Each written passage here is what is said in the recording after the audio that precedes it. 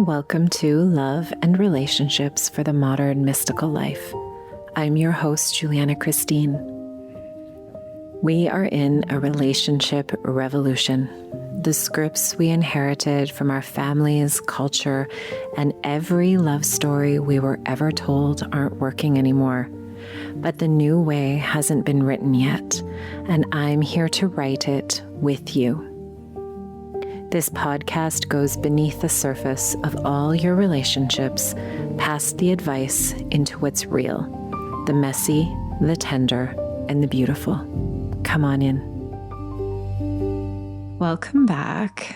Today I want to talk about the idea of space. What space means for us as people, as what space means in relationship. Space has different, I think people respond to the idea of space in a multitude of different ways. We live in a world that is very pressurized to fill our time, to resolve conflict quickly, to fix things, to get all the things done off of our to-do lists. And this episode has come about because I took a lot of space before recording. Because every time I sat down to record the episodes for July, they felt clunky and like the words that were coming out of my mouth just didn't feel like my own, even though they were. And what I realized is because I wasn't speaking about what you needed or what wanted to come through me. I was speaking from my list of potential topics that I could talk about, but it wasn't actually what was in the moment, what's being asked to be said. And on that note, if you ever have anything you want me to talk about, please, please, please send me a DM on Instagram or send me an email or send me a voice note on SpeakPipe and I will answer. I will record an episode answering your question because I love to answer direct questions. So a few reasons why I think that this needing or taking space topic is important right now. First off, we are astrologically, we're in Cancer season, and this is the sign of the crab. And the crab is the creature that takes his home with him everywhere. So he's always got some safety, right? He's walking around in his home. And this is really, really beautiful, right? Your home is wherever you go.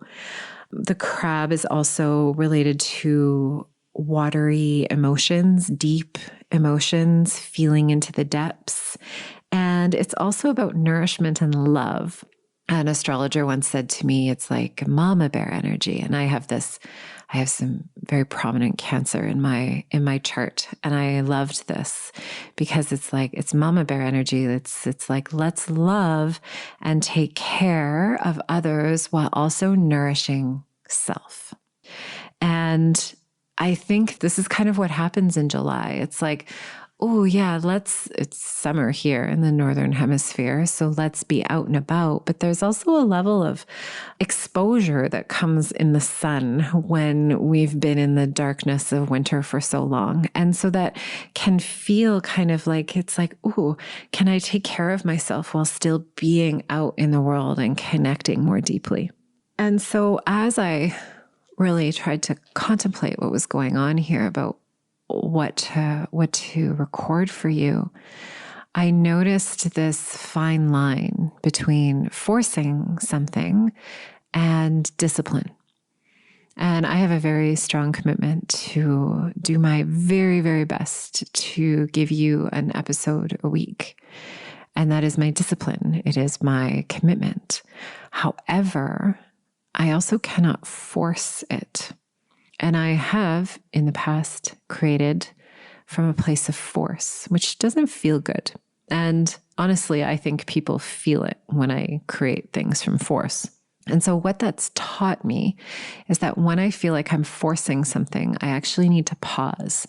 I need to take space from it, from what it is that I am trying to do.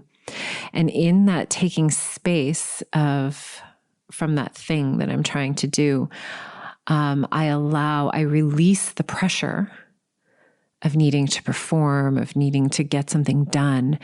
And it actually opens up possibility and potential that really wants to be shared. And the only reason I've gotten to this place is because I've tried it. I've experimented with it. It's like, okay, I don't know what to say. I don't know what to do here. So can I just relax and trust that the right thing is going to emerge? And it always has. It always has. It doesn't stop. And this is what I was speaking about in the last episode where I led you through a meditation. If you haven't done it, go and do it. It's the episode before this one. And it's allowing you to empty out, because we are so full in this day and age, so full of the things to do and the things we have to tend to and the things we have to learn and all of that, that when we're full, we can't actually hear what we need to hear. We can't actually do the things that we really and truly want to do, or talk to the people or be with the people who we really truly want to be with. And so allowing yourself space, creating space in yourself, opens you up to all of this potential that is available to you. And we can't receive fully when we are full. In our relationships, in our work, we in our learning capacity, if we're full and we haven't allowed things to percolate in and through and out of us, then we just keep filling up and filling up and filling up, and we're never fully present with life. So taking space is actually scary for us as people. And this is because of your nervous system. Because your nervous system, as a mammal, is wired for connection. And connection to another mammal is vital for your survival. And whether we are existing now in this modern day and age where all of our needs are met in order to survive, we have everything we need to survive, pretty much, or you're living back in when you lived in a cave with a fire and hunted, your body is primal. You have primal needs in your body. And that means that you have a need for connection in order to feel safe. Now, as children, we specifically need connection because we require our moms and dads to take care of us in order to survive. Right? And humans are the ones that need it the longest. And so there's this is your central nervous system and your vagus nerve that is wired to create connection in order to survive, to grow up into an adult. And this is why taking space feels hard, because there's a built-in part of you that goes, having space isn't safe. Now we're going to take this one level deeper. And if we look at it through the lens of attachment style, we look at anxious attachment and avoidant attachment, which is, attachment style is just one layer, correct? Like it's much more deeper and more complex and multi-layered than just attachment style. But this is a really good framework for us to look at things. So if you need space, we can go, if space is in the middle, and anxiously attached is I never want to give you space, and avoidant is on the other side of the spectrum and goes, all I want is space. Closeness is too much. This is where we want to find a happy medium between the two of those. Can I be connected and have space? Can I be in relationship and know who I am in the relationship? Can I be in deep, intimate connection with another and show up authentically as myself? This is what we're going for when we're talking about taking space, so that the true, authentic nature of two or more people can come out and be in the middle of that. And what happens is on either end of the spectrum, which we would call anxious and avoidant, is if we're anxious, we lose the sight of who, or you or me. I know I have in the past. I lose the sight of who I am in relationship to other. And if you're avoidant, you're scared to let anyone in to who you truly are, and closeness feels threatening. So this is what we're working with. And this taking space, right? That's in the realm of relationship, but that's also what I was in the realm of recording these podcast episodes with you. It was like almost this anxious attachment. I need to get this done. I need to get this done, to nothing really working, because I was in this high, well, I wasn't really in this high stress, but it was kind of like, oh, I need to get this done. There's a time crunch for this, to I'm not going to do it at all. I'm going to avoid doing it, to the middle ground of going, I'm going to take space so that I can trust that what needs to come through is going to come through at the perfect time. And guess what? It did, because this is the second episode I'm recording today in perfect timing. So let's talk deeper about what this is in the form of relationships. So I used to be someone who would enter into romantic relationships very quickly. They would be a whirlwind of passion and closeness, and it happened super fast. And then we would be really close, and then the relationship would end. And at the end of the relationship, I would always say to myself, I lost myself in that relationship. Now, I haven't had a ton of long-term relationships, but the long-term relationships that I have had, most of them ended that way. I lost who I was. Have you ever felt that? I lost who I was in that relationship. And this is because not only the swiftness at the beginning, but because I didn't know how to take space or give myself space in the relationship to remember who I was in the middle of that. And this is often this romanticized bubble that our world talks about if we're talking in the realm of romantic relationships, where we just enter into this bubble and we merge together. And there's some truth to that, but it gets kind of lost, and we can really, the goal is to not become a merged two people. It's to be two people who are existing separately and together, where they're complementing one another, and both people can show up authentically as themselves. So the way that I had to right myself with this within me was to be okay with space. And that means to trust myself, to be in connection with me, to be in connection with something greater than me, like Mother Earth or Spirit or Creator or God, so that I could feel connection even if there was no one around me, so that I could feel safe even when I'm alone, even when there's upset between me and the people that I love. And that's really what we're looking at here, right? Is that, can I learn how to sit comfortably, uncomfortably? It doesn't really matter, but can I learn to be okay with the space between me and another person? There is a Khalil Gibran quote from his poem, and I'll just read you the first line. Let there be spaces in your togetherness, and let the winds of the heavens dance between you. And I love this because it really, really speaks to, can we be together, and can we be individual, and can we allow what he calls the winds of the heavens move between us? The winds of the heavens is spirit, is something greater than us that is dancing us along this life together, because it is in those spaces that we gain clarity.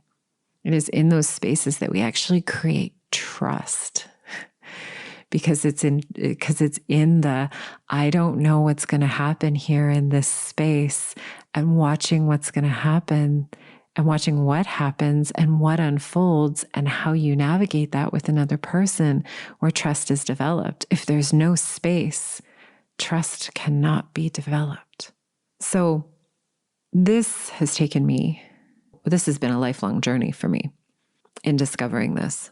And I love talking about it with my clients. And I love talking about it here because I think my journey with this really shows the true dilemma of what it means to be human, of what it means to want to belong, to want to have connection, and giving up self in order to have that connection, because it's just this true, real innocence that is in all of us. Like that desire for connection, that is truth for all of us. And we're all trying to figure it out. We're all trying to figure out how to do it. And so when we can look at it from this innocent way of, oh, we just don't know any better, it's really quite beautiful, this desire for connection and love. So my story starts as I used to be the ultimate yes woman, is how I say this. And you may have read this in my emails before. But what would happen is I would say yes to anything and anyone, mostly. And yes would leave my mouth before I even had a chance to think about it. I would just say yes. And the story starts when I was in forestry in, 2007, 8, 9, something like that. And I was working with a forester and we were going up old Forest Service roads. So these service roads were deactivated, and which means they weren't tended to anymore. There weren't up-to-date maps on them. So my boss, Janice, would print out Google Air photos of what stands we needed to go in. And I was the navigator. So I would look at the map and I would track on the map, okay, here's the stand. This is the coordinates of the stand. Now I need to go and walk this way, or we have to drive down this road and take this left and this right. And it's past this cut block. And it was real navigation. Like you don't have streets. You just have to follow the road and the path. And so I would tell Janice, like, go left, go right. After this dip, you go here. And sometimes she would say, oh, so I go right after this one. And even if she was wrong, I would say yes. And I would get us lost. I got us lost so many times because I just said yes. And I mean, bless her, she was so kind about it. But that was her biggest feedback to me at the end of the season. She genuinely was curious, was like, why, Juliana, why do you say yes? I don't understand that. And that really stuck with me. I was like, oh, yeah, that's really, really true. And another time I started 2 businesses, a GIS business, Geographic Information Systems. It's a map making business, and a social media business to which I worked for free for 9 months because these were 2 separate businesses asked by 2 separate people because they were like, oh, I think you'd be really good at this. And I just did it. And I remember this was kind of like a last straw. It was right before I went into counseling college. I remember sitting on the phone with my mom in my car outside of the yoga studio going like, I don't understand why I'm doing this, like feeling quite frustrated with myself because I was noticing that I did this and I didn't like it anymore. And so when I started counseling college, I started working with my counselor regularly.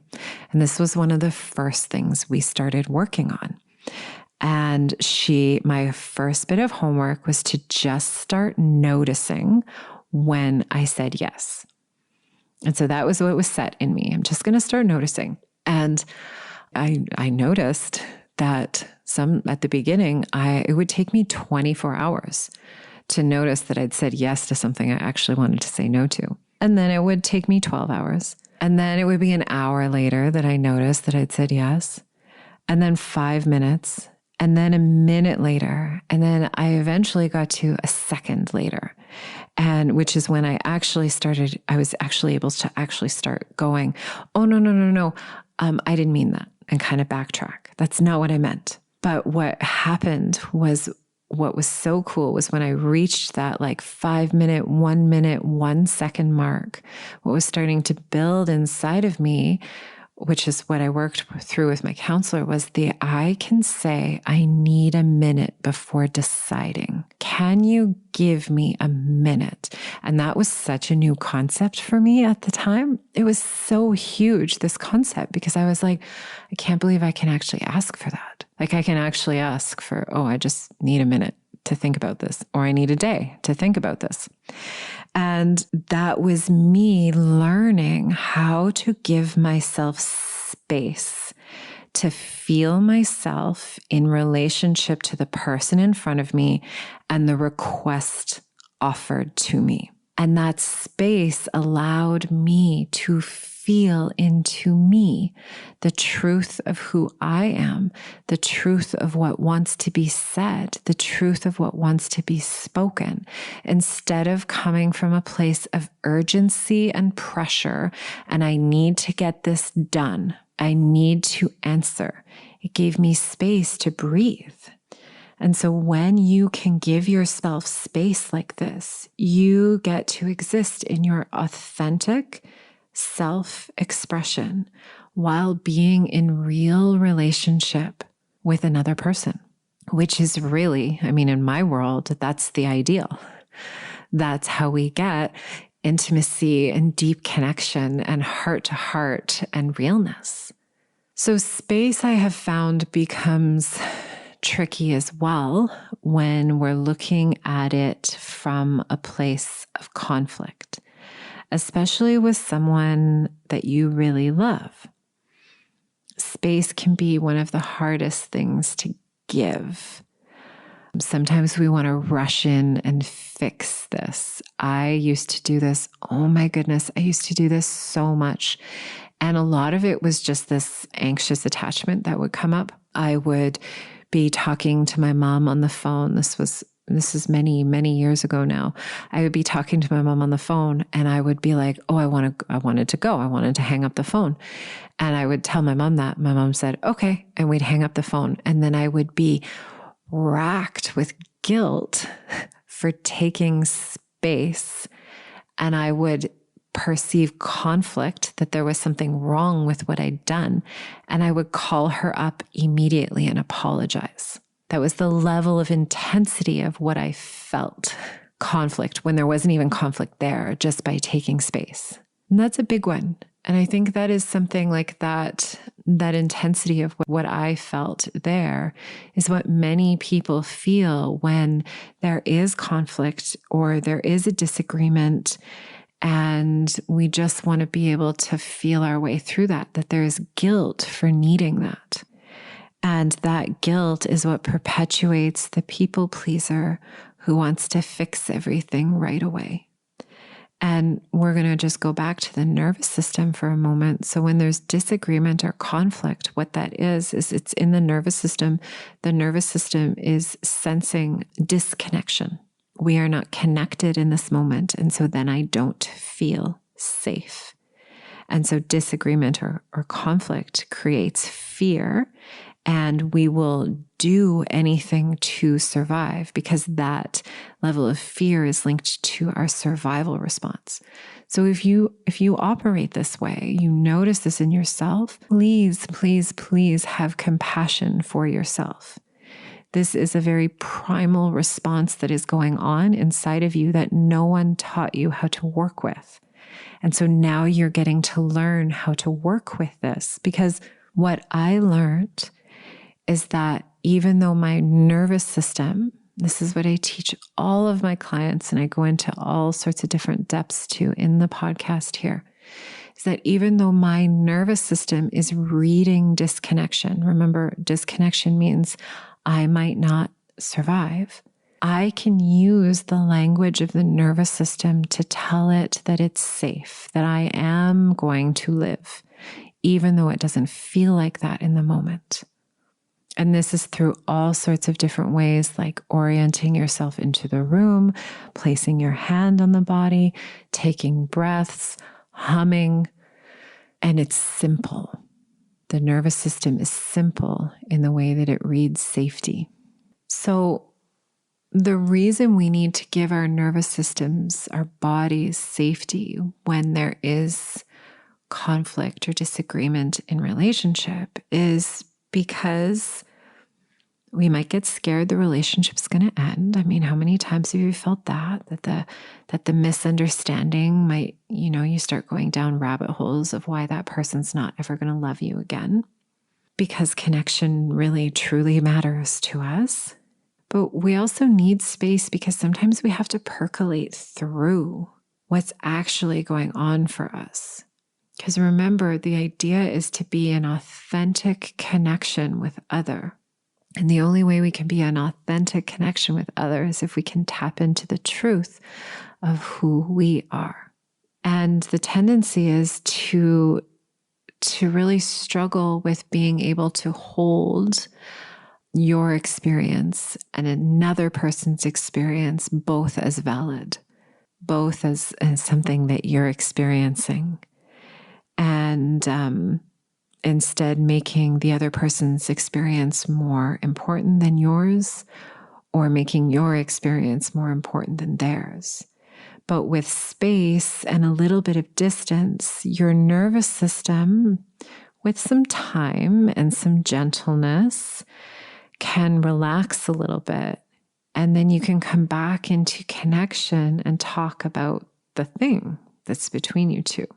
From a heightened place, this can turn into a fight because relationships are multidimensional and multi-layered. And I say they're messy because messy means like we cry and we get mad and we get upset and then we hug and we kiss and we make up, and all of the beauty of what it means to be human. So I invite you to notice where you can take space in your life. And that space may be 10 breaths in the car before you walk in the front door after work. That space might be, instead of sitting in the lunchroom at lunchtime, you go for a walk. That space might be lying down for 10 minutes before you make dinner. That space might be saying to your husband, your wife, your best friend, I really love you and I want to talk about this, but I just need a little space to think about it first. Space might be not scheduling anything for a day and being in complete flow with what you feel like doing in a day. Those are my favorite days. Nothing scheduled, where I can putter and be in my own energy and not needing to be anywhere. And if you have kids, how could you include that? Because that is where play exists, is in the space when there's no pressure. And we can just spontaneously allow what wants to come forward, just like this podcast episode. So when we have space in ourselves, when we have space in our relationships, when we have spaces in our togetherness, we can return to the truth of ourselves, and we can be more aware of who we are in relationship to other. Who am I in relationship to you? That's really an important question to ask ourselves as we move through the world. Can I hold on to myself while being in relationship to another? Can I give myself the space I need so that I can develop trust in a deeper relationship with the other?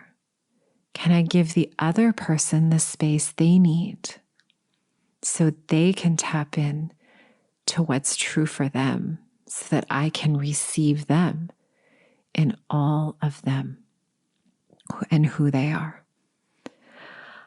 I hope that was helpful for you. Thank you so much for listening. If you like this podcast, please subscribe or follow or download or share so this gets out into the world.